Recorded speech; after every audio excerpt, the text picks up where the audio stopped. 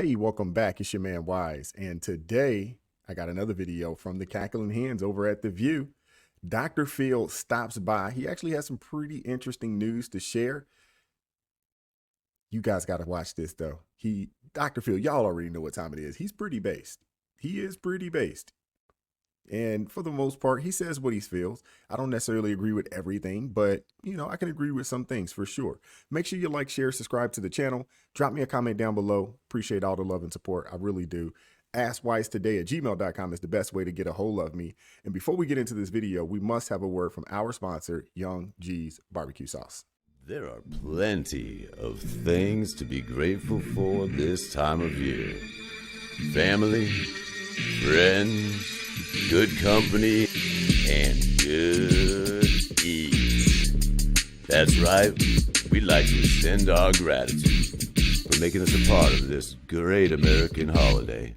Young G's Barbecue Sauce. Thank you, America.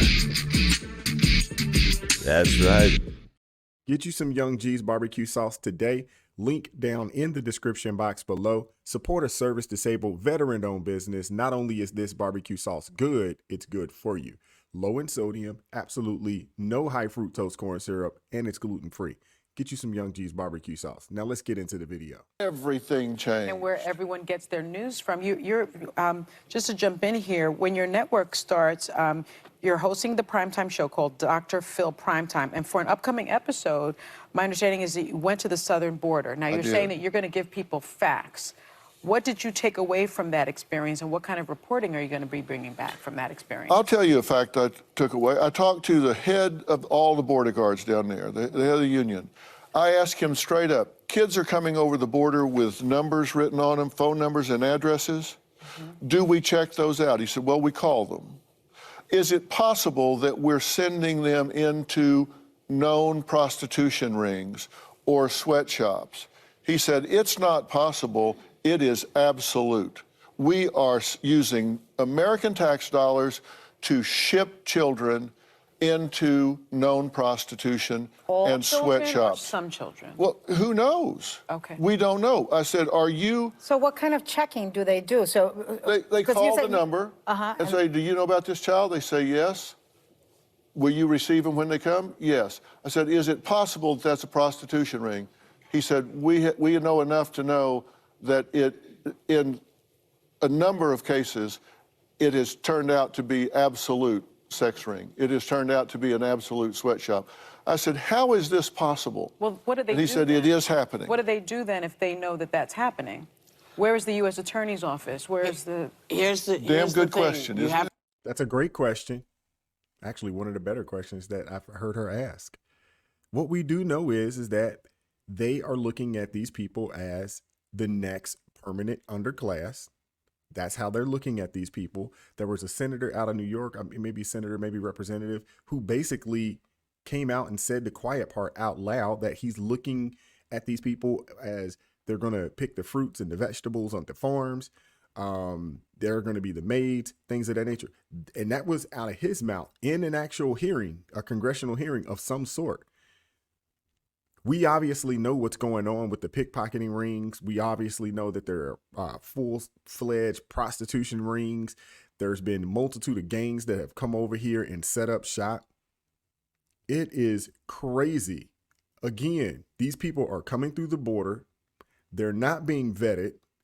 Children have phone numbers and addresses, and all they're doing is calling the number. They're not even vetting they're not even vetting the people that they're sending these kids to. So who knows the amount of human trafficking that is happening right now and the amount of slavery that is happening right now under our nose that we don't know about right here in the United States of America. The problem, it is probably worse than you could even imagine or that we even know. It's probably worse. And the victims are these kids, obviously, but we also know we have a bunch of sick freaks in this country as well. I'm not going to point out anybody, but y'all know the stories and y'all have heard the rumors. It's really sad. And now I've heard something somewhere that there's 100,000 kids that have come through. They're just missing. They come through, they get shipped, and you never hear from them again. What in the world is going on in the United States of America, and why are they allowing this to happen? You have to re-ask that question when we come back. Sonny, you were about to ask. Yeah, and I don't mean to derail us, but you mentioned that there are children crossing the border with numbers and names. Many of them those names belong to their family members, but you're saying, and that's true, but some of them are sex trafficked, some of them are sweatshop trafficked. Why do you think the federal government is not involved? Why isn't the U.S. Attorney's Office involved? Is it a resource issue? It's a resource issue. And have they reached out to the Biden administration about that? Well, you know, If you think the Biden administration doesn't know what the heck is going on, you're dead wrong. I like how they're trying to play this like they don't know what's going on. This is by design. And they're trying to word the question as politically correct as possible so it doesn't throw Joe Biden and the Biden administration under the bus because of the catastrophe that this has turned into. And we might not find out for 5 or 10 years, especially when some of these young people, I guess, get older and maybe escape. And we're going to hear the stories, the horror stories of what happened to a lot of these young girls and boys, because we know we got some sickos out there. And we're going to find out how bad things are. And it's going to be heartbreaking. It is. You guys seen the movie. I think it's called A Cry for Freedom. I believe that's the name of it. Just came out, you know, discussing the human trafficking down in South America. A lot of the perpetrators were already here in the States. There's an entire black market around this stuff. It's crazy. it's hard to know. They say that they're so overwhelmed with processing that that's all they can do. They've become social workers and processors and not investigators and border guards because they're just processing. Got it. Well, Dr. Phil, I want to make sure we get to your new book, which is... Wow. You see how they just brush right off of that subject? This is such a serious topic, and they just move right past it. They don't want to say the quiet part out loud. I'm going to let y'all read between the lines. You guys have heard of MAPS, M-A-P-S. I'm sure you have. And if you haven't, do some research. There's a lot of sickos out here that are pushing that agenda. That agenda is being pushed by people that consider themselves liberals and far left progressives. Do some research on it. If you have not heard the term MAPS, M-A-P-S, do some research. It is sickening.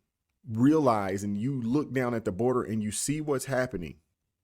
I feel sorry for a lot of those kids, man, because they're in some really weird, messed up situations. And it's sad. And this administration is condoning it. All they're doing is processing and shipping people. They don't care where they ship them to. Don't know if these kids are safe. Sonny tried to clean it up and say, yeah, most of them are going to family members. BS.